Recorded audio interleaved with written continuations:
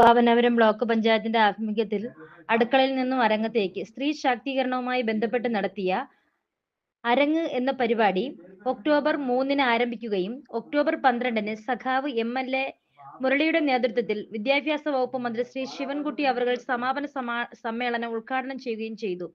തുടർന്ന് കലാപരിപാടികൾ അവതരിപ്പിക്കുകയും കഴിഞ്ഞ പരിപാടികളിൽ വിജയിച്ചവർക്ക് സമ്മാനദാനം നടത്തുകയും ചെയ്തു.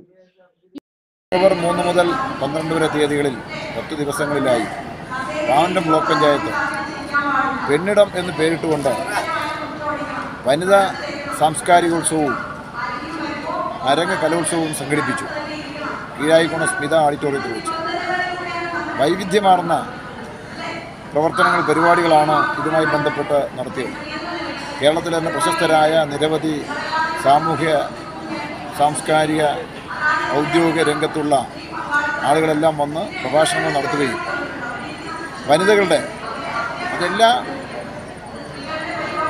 ശാക്തീകരണ പ്രസ്ഥാനങ്ങളുടെയും പ്രതിനിധികൾ, കുടുംബശ്രീയുണ്ട്, ഹരിതകർമ്മസേനയുണ്ട്, അംഗൻവാടിയുണ്ട്, ആശാവർക്കറുണ്ട്, NREG തൊഴിലാളികളുണ്ട്. അങ്ങനെ വനിതകളുടെ വിവിധ പ്രസ്ഥാനങ്ങൾ ചേർന്നുകൊണ്ട് വിവിധ ഇനം കലാപരിപാടി, അവരുടെ തന്നെ നാടകങ്ങൾ, ഗാനങ്ങൾ, നൃത്തരൂപങ്ങൾ, അവരുടെ കലാപ്രതിഭകൾ തെളിയിക്കുവാനുള്ള ഒരു വേദി കൂടിയാക്കിയാണ് ഇത് മാറിയത്.